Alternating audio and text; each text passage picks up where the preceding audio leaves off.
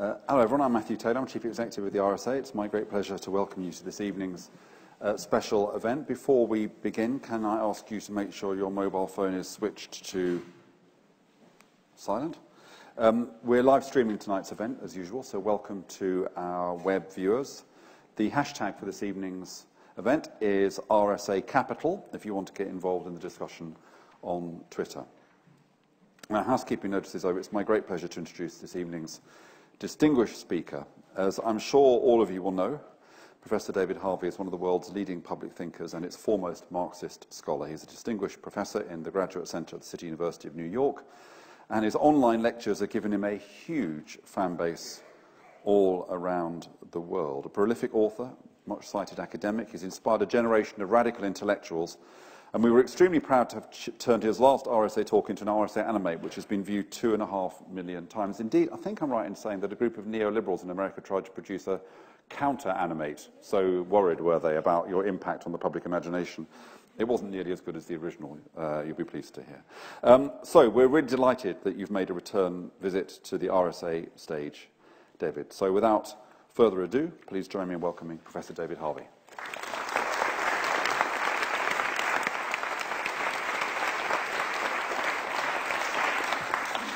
Okay, the occasion of this is the publication of the book on 17 Contradictions and the End of Capitalism.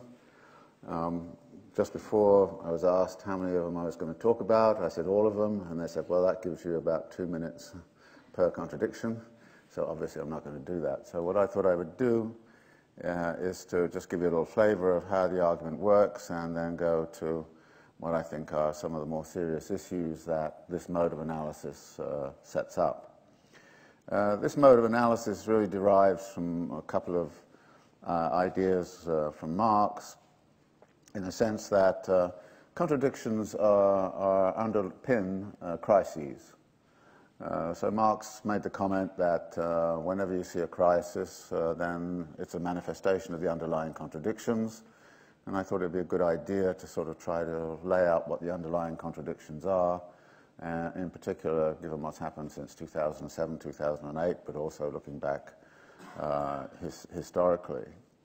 But Marx also kind of argued, and I would agree with this, that crises are actually catalytic moments when capitalism actually changes its spots and comes out differently. So they're formative moments as well as difficult moments.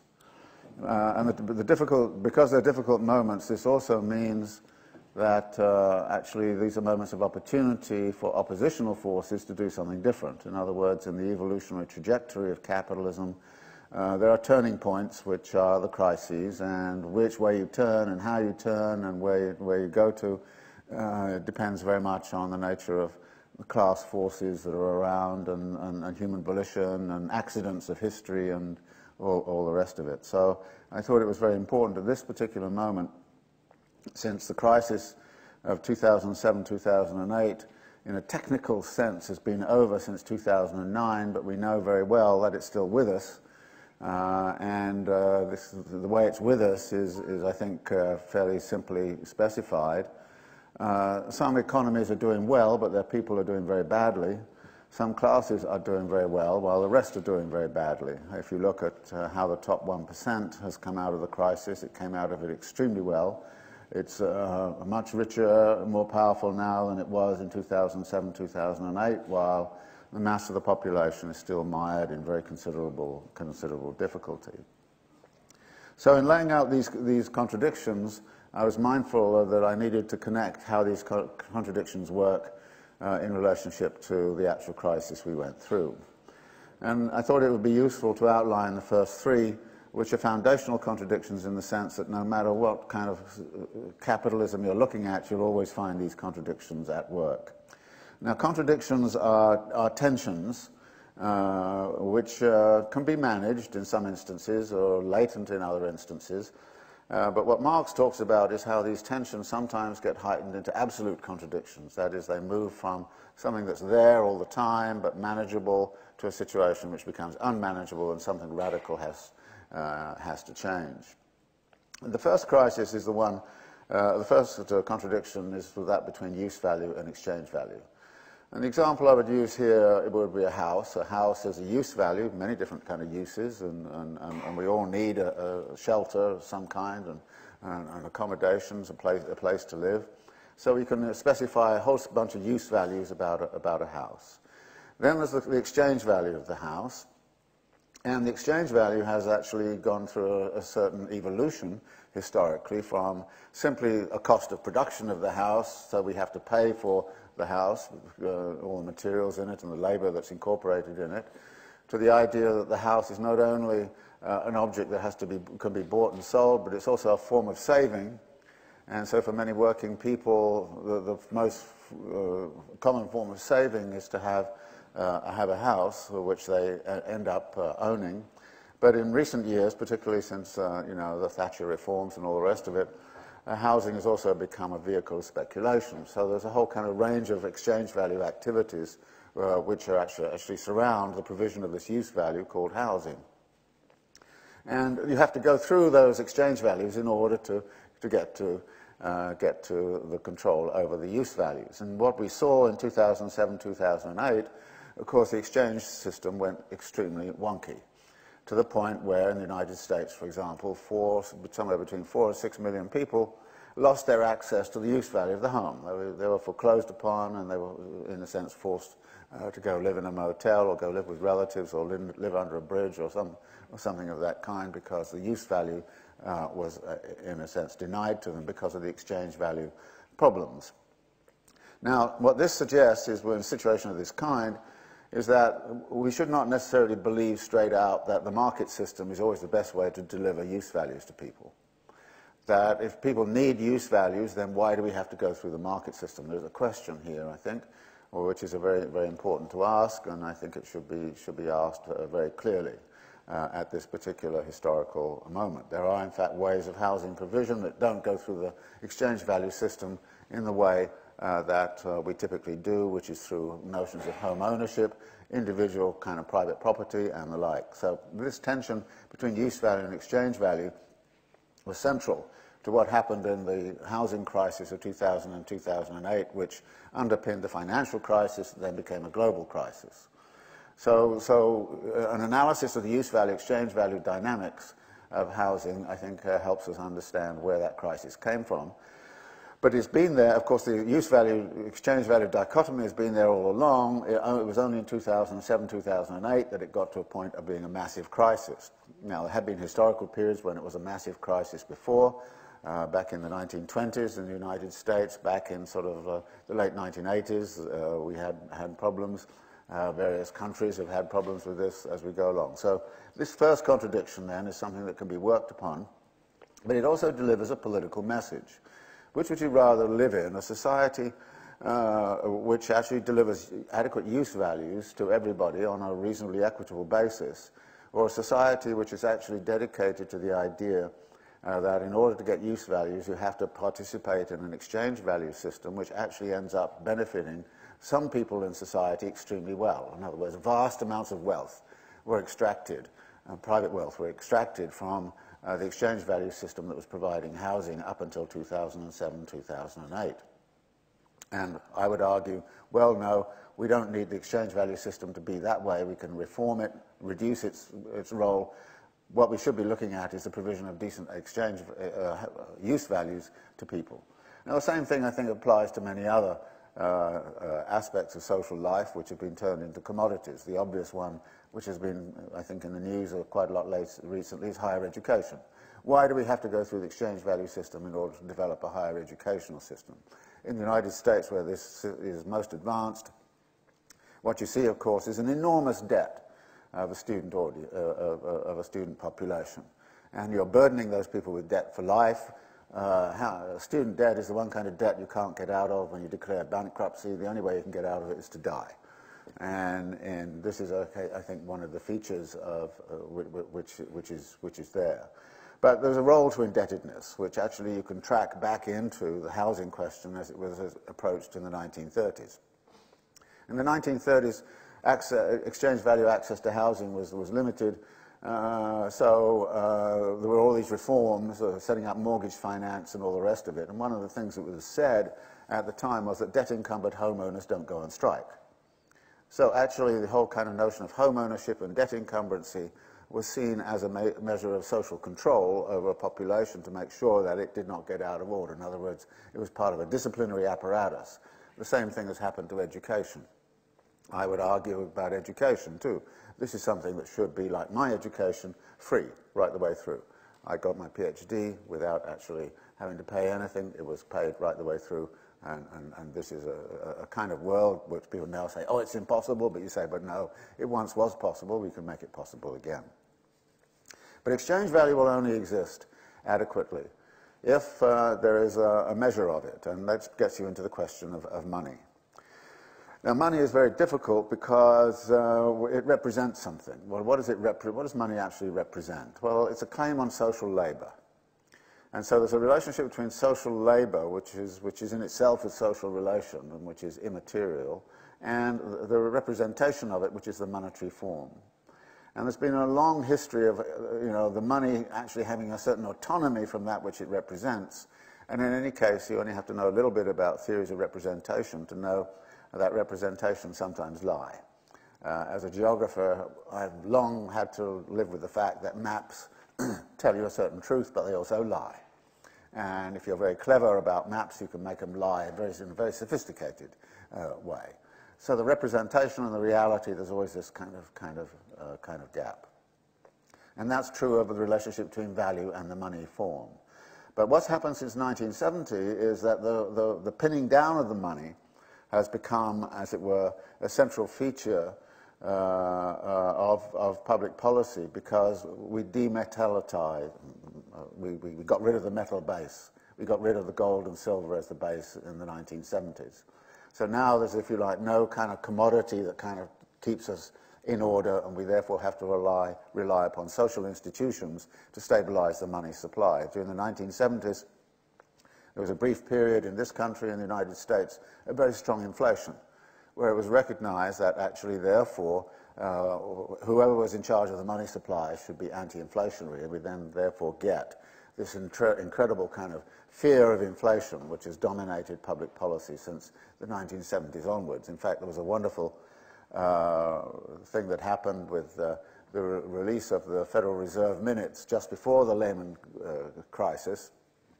And I've forgotten the numbers now, but somebody did a word count and said how many times during those weeks and in the debate between the people in the Fed was the term inflation used, and I don't know, it was around 185 or something like that. How many times was unemployment used?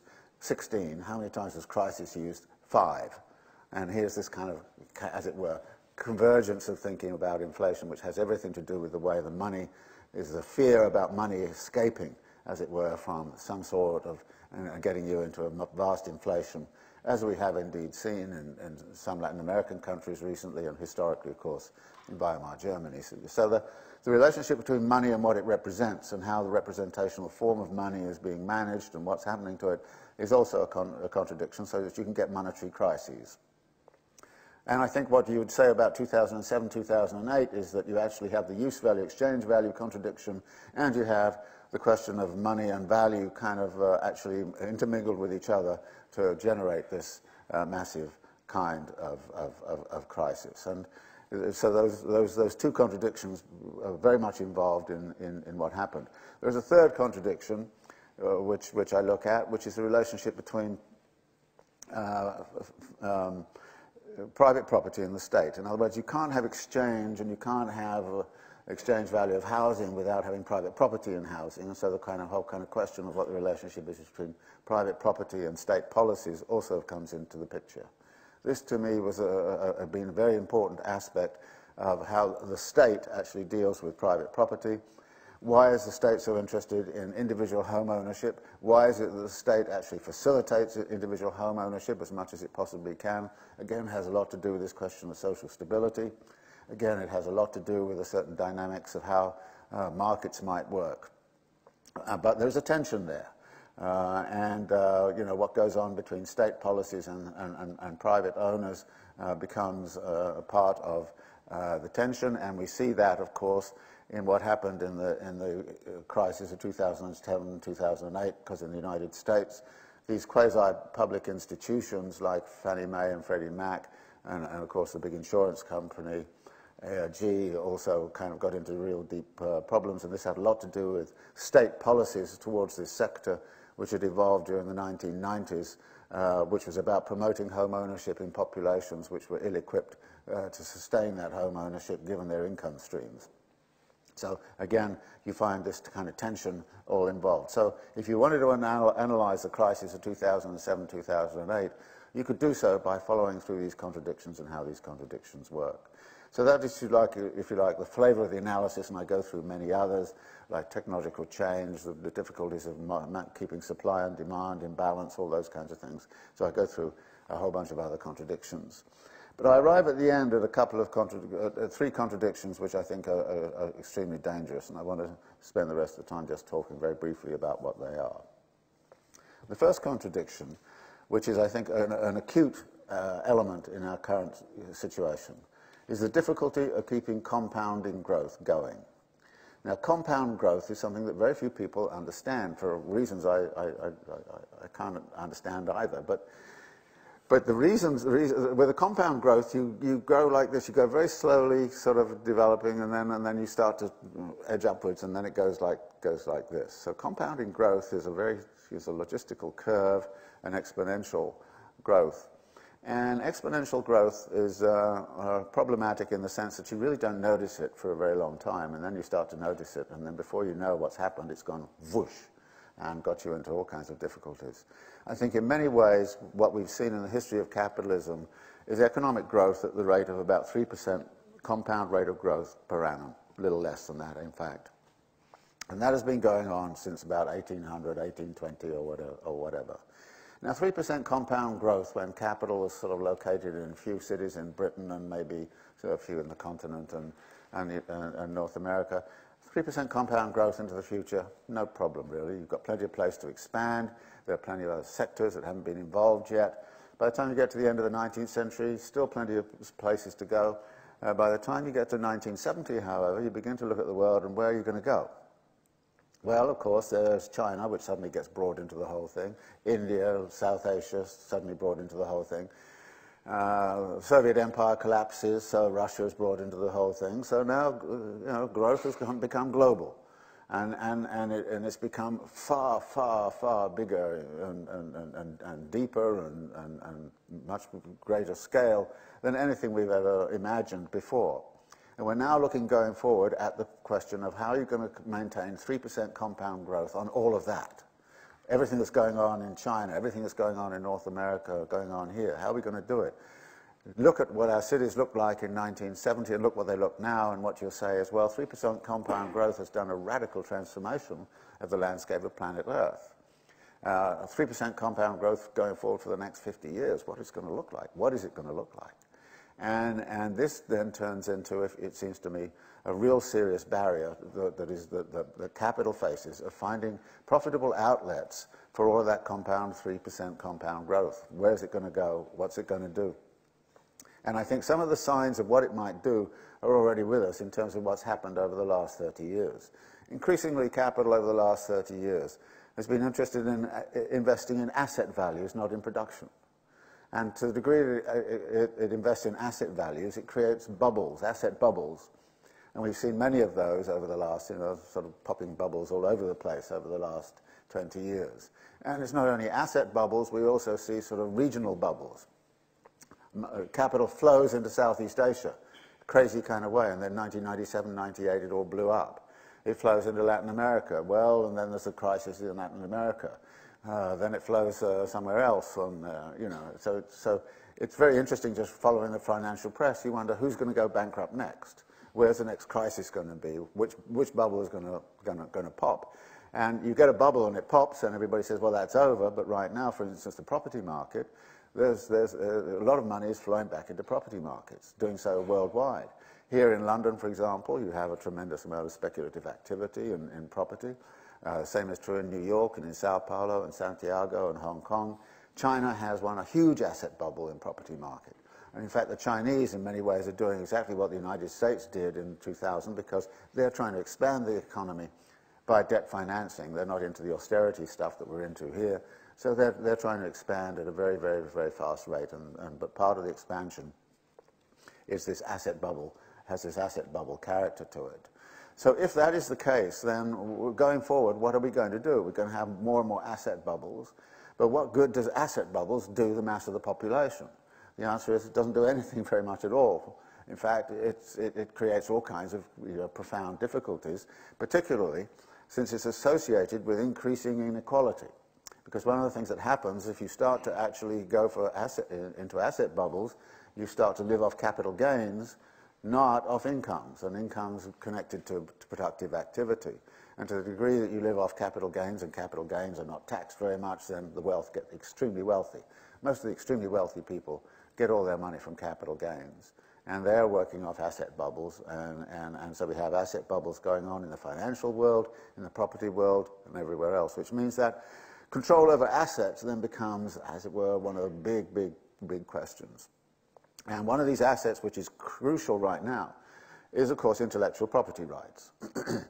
And what we see is actually a kind of a flow of capital into those activities where the earnings are not profit on production. They're really rents on control over assets, asset values. And we're moving more and more into a society that is founded on the principle of the rentier economy. And to the degree it's a rentier economy, it's not actually helping us, most of us, live a better life at all. All it's doing is amassing more and more wealth and power in a very, very, very small group in the population. This is, if you like, the real serious problem. And it's associated with the fact that we seem to be on this inflection point in the growth curve where we start to accelerate very, very fast. And to me, then, this raises a whole kind of questions about whether we should have a politics which is actually designed to control, if you like, the rentier. And I found it ironic, well, Keynes, back in the 1930s, envisaged the euthanasia of the rentier. Well, actually, the rentier is about to engage in the euthanasia of the producer, unless we're careful. So here, if you like, is a political question of how we are going to actually start to come back. And when you connect that political question with the kind of use values that we might want to apply to people, we have this kind of crazy system where there's massive amounts of money which are flowing to these 1%, at the same time as we really